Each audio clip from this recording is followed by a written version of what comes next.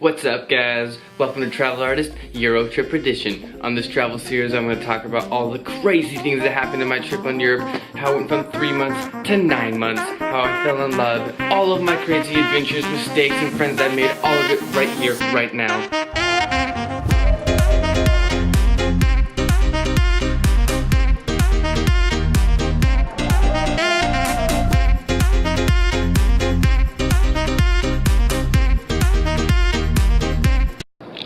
Well, a jolly good morning to you lads.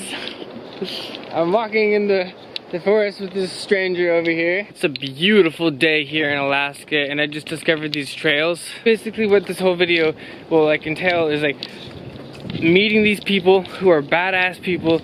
They lived in Germany when the Berlin Wall fell. A couple called Christina and Siegfried, so Christine and Siggy. They were pretty awesome, pretty nice.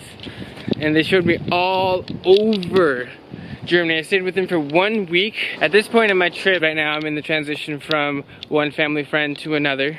And I didn't know what was happening.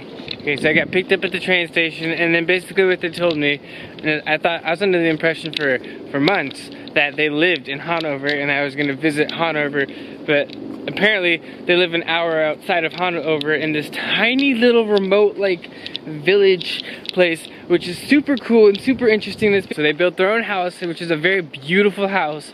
It's got an awesome garden. It's 3 floors and it's really, really nice to have a sauna built into their house, upstairs next to their room. And yeah, so I got to stay with them and they got to tell me all about this history and when they, saw Germany change. Essentially, it's all around them. It's just a bunch of fields. So about every 3 miles, there's a new cluster of about 50 houses, and they basically call this a new city, a new area. And they brought me to a bunch of places. They brought me to places like Berlin, Dresden, the Autostadt. They brought me up to the Baltic Sea. They brought me to all these amazing places. So all of those places that I mentioned will have their own videos because they're just frankly so badass that I just have to make their own video about them. So make sure that you subscribe so that you can see those videos when I release them because they're all really interesting and really cool. I did not expect to see so much while staying with them in the middle of farmland when I first met them and they brought me out there. But in that week we'd get up at 5 o'clock in the morning to drive over to Berlin, and then we drive back on the same day. So that gives you a perspective of how small Germany really is, because I mean, if you can literally drive to one side of it and then back in a single day and have enough time to do all these tourist things, that gives you a perspective of how small it is if you're from the States or Canada or Australia, because we have really big countries and we don't realize, I think, just how small Europe is. So it's super nice to travel and super easy to get around. I got lucky. I was able to see most of Germany in basically a single week, if not about 2 weeks total. In that same time frame that they managed to take me to places basically what I call is the Sky Tree Walk Bridge thing, which is basically a ginormous above ground bridge that you can just walk and feel like you're in the canopy of the forest, which is absolutely amazing.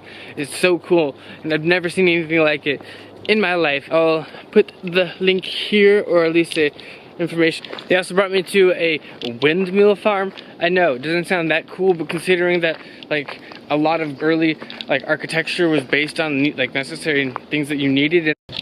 So basically you get to learn about all the history and all the importance of windmills, and not just only Germany but all of Europe and even the world. They have some Asian ones as well.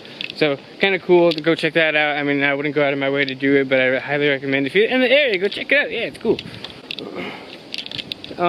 We also went to this all wooden church. Is one of the places that we just stopped on our way to Dresden or Berlin. On our way we just stopped because there's something cool to look at. And it's just this all wooden built church called the Gustav Adolf Stave Church. And everything's built out of wood. Even the chandelier is built out of wood. The whole thing is a wood construction, and it's built around 1900s. It's really not that old, but it's super cool, and Again, if you're in the area, go check it out. I think it was free. And they barely spoke English. It's the first time I had like a language barrier issue in Germany, because they're an elderly couple. It wasn't required of them to learn it in school. We had a little bit of issues communicating, but we were able to do it. But basically what I knew in German, they knew in English. So we were back to ground zero. Some of the challenges that I had on this part of my trip, which were really interesting to me, and I quite enjoyed trying to overcome those challenges and actually doing so. Oh yeah, so yeah, so if I'm super curious because I found a lot of these places awesome. I would like you guys to comment your favorite place in Germany, and if it is one of mine. And I'm gonna be making a video very soon, probably the next one, about my favorite place in Germany, and that's Dresden. So I'm super curious about your guys's, and hit me up with the comments. So yeah, these people were amazing. They were super awesome. Big shout out to Siggy and Christy in Germany. They were amazing, and I really wish that I can return the favor someday for you guys.